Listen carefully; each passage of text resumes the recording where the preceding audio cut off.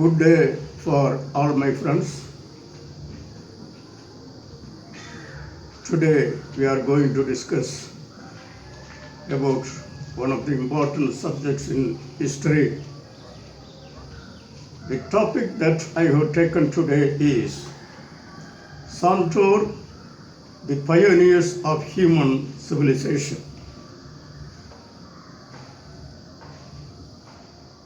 First, in order to introduce myself, my name is M.Immanuel. I am a student of history. Because of my interest to analyze and know what is the real history, I have established some 20 years back an organization called Clearo India, which is to say Cultural, Historical, Linguistic, Indigenous Research Org, India. For 20 years and more, it is working, and we have released a lot of books under that. Now my topic, as I told you, is Santors, are the pioneers of human civilization. Whereas many of you, especially the audience from outside India, may not understand what the word Santor meant for. Santor is an epithet for the word Nadar. In the administrative system of Travancore dynasty, the word Santor has 39 epithets. Santor, Nadan, Nadar, Nadalvar,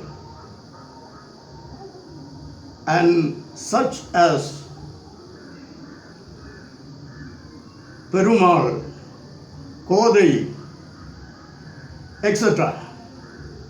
In my analysis of history, I have done some special study on this, and I have found out this word has more than 300 epithets in Indian history and also outside India.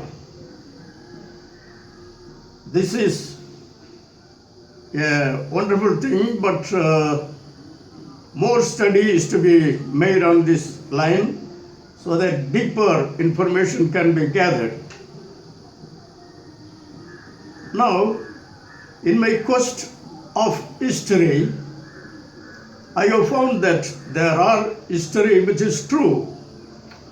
It is true history, half-true history, mythological history, and fabricated history.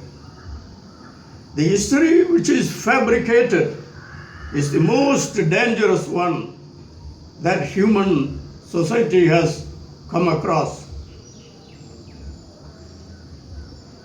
It is very dangerous because very difficult to find out, because it is hiding under a lot of weeds and mud. To demonstrate or explain what is the fabricated history, to explain to you some examples of fabricated history, I would like you to come with me to New York City. The great New York City, there is a big statue, the Statue of Liberty. Some miles off the Statue of Liberty, and in between the Statue of Liberty and another city, the city New Jersey in America, there is an island. I think it is Staten Island. Perhaps so. When I was going around that island, I could see an inscription written in some metallic slab or something like that. There I could see something very strange. That inscription says, the great New York City, which is worth of several thousands of trillions today, was sold out by a native Indian, that is red Indian, to a foreigner. Can you imagine for how much dollars, how many dollars? You may be just wonder-stricken. The great area of New York City was sold just for $20. Now my question is, there is a small inscription to tell the people the history. But where is the history of the man who has sold that great city worth of thousands of trillions today? Something much more worse things have happened in India also. In India, there is a princely state. It is called Travancore. Many of you may be knowing that because of its enormous wealth found out recently in 2011. You know, as we go back around 1725 AD, the crown prince of the Travancore state was running for his life, to save his life from the people who have been chasing him to kill him. Those were the Pilamar and Thambimar. And when Anandapadmanabhan saw this great king, crown king, his relative, was running, and he told him, "Why do you run? Stop there. I am here to protect you. I will organize army for you. I will mobilize whatever things you require. There are my friends, the Pandyan descendants here. We will protect you." So that Anandapadmanabhan Nadar, he gave shelter for him. He gave the martial art trainings and many of the other administrative secrets. And another Pandyan man, Thanumale Perumal Nadar, he was a descendant of old Pandyan kingdom. He told, "Don't worry, I am going to give you help. I will offer you my own servant, Mundan, who was a great martial art expert and a very intelligent spy who can work like a spy." And he worked like a spy and gave his life too for the sake of the man, the crown prince.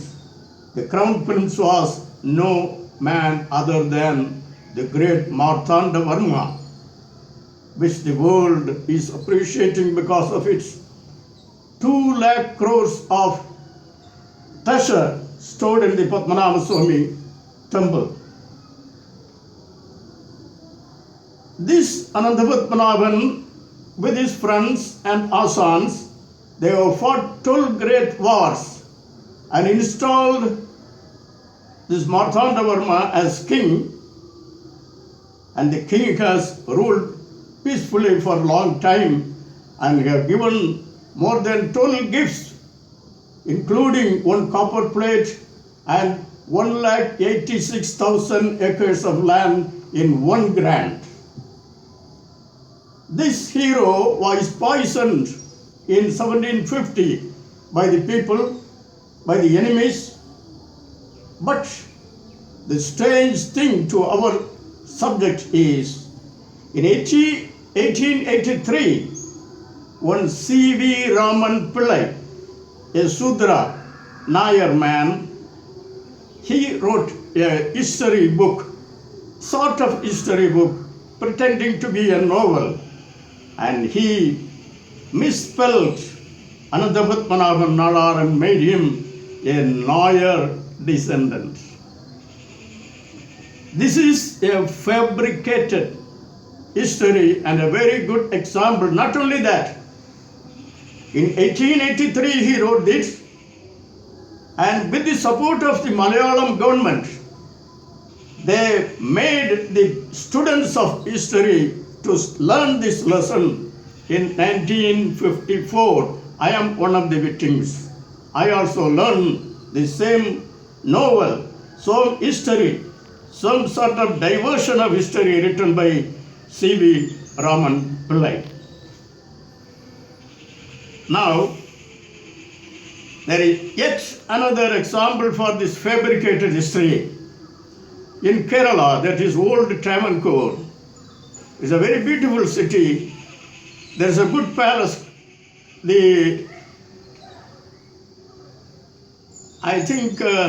I forgot the name. Near the palace, there is a very beautiful garden.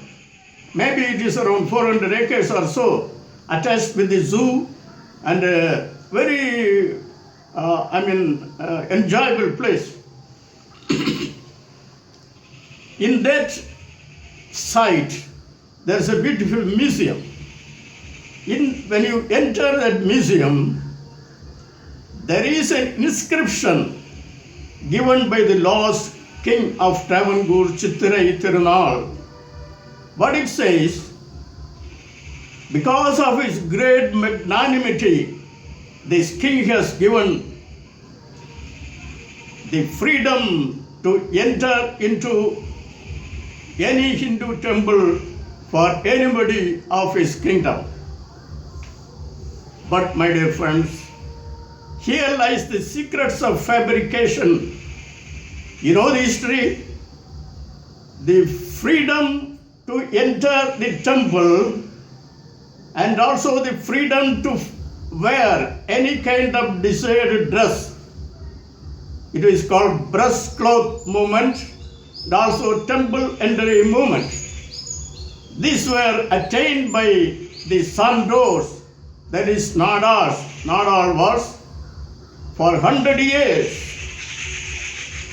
Because of their 100 years fight, they could get this freedom. But the historians or the revealing of history, they say in 1937 as if the freedom was given as a liberal, magnanimous gift. Here are the lies. This is what is fabricated history. Now, you turn to me, to the pages of history. Let us go back to few hundred years back. That is in 1459 AD.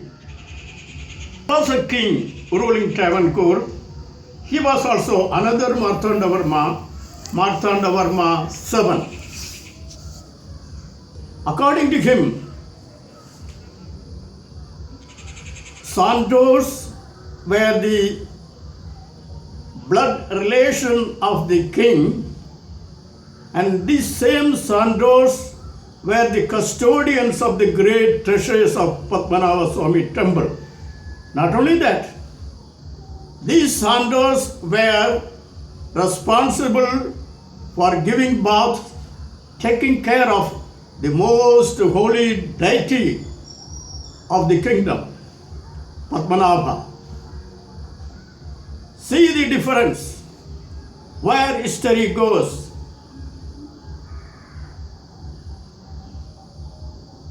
How did this happen? That is what is called Sanskritization or Brahmanization.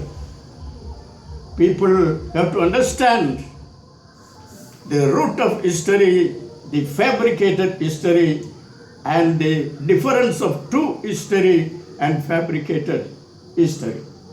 Now, I will invite my audience to a history of an expert historian of Spanish origin. He was Dr. S.J. Hiras. According to him, in 2220 BC, the Santors had built up a great city called Sandorpuri.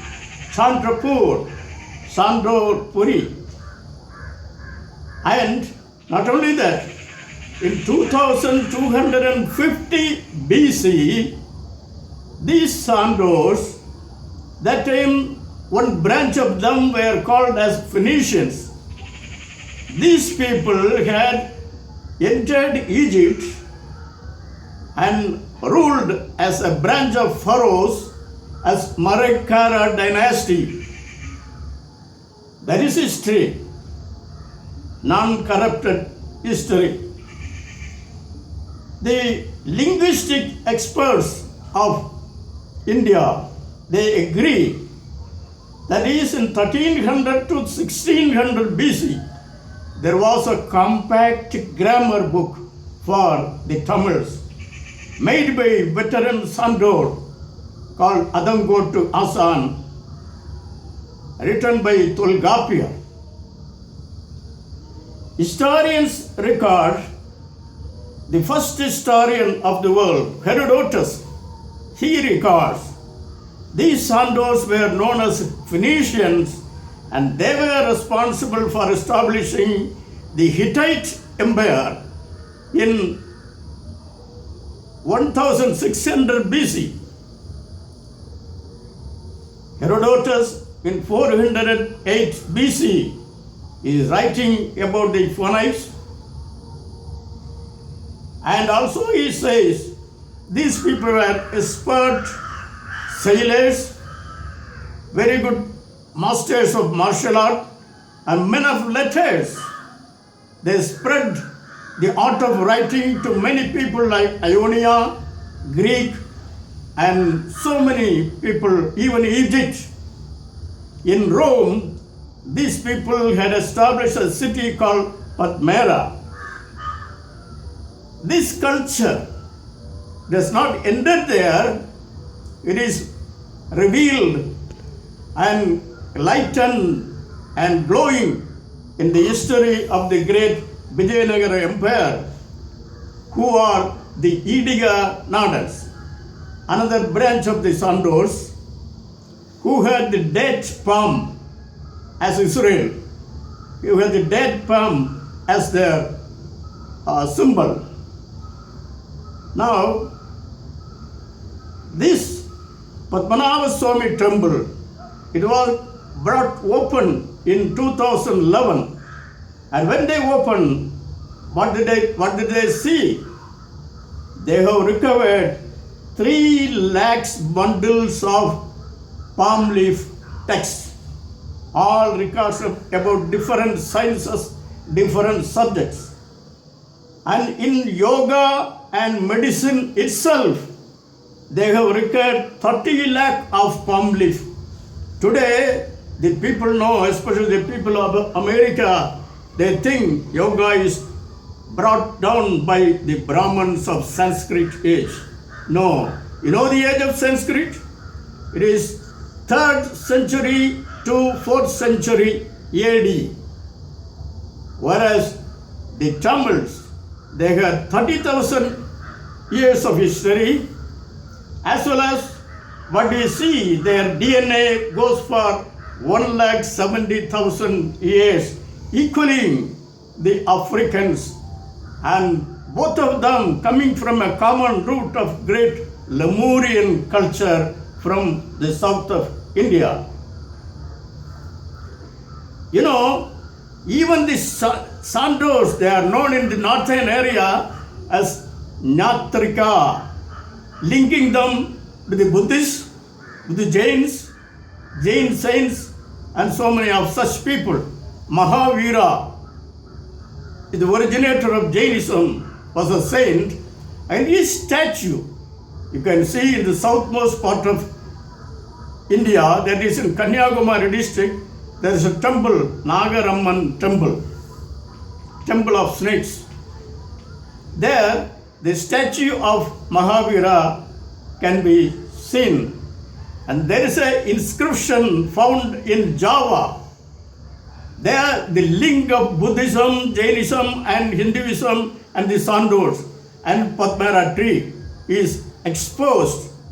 It was recorded by a Westerner, and I have quoted about this in my book, The Dravidian Lineages, about these Shastras of medicine.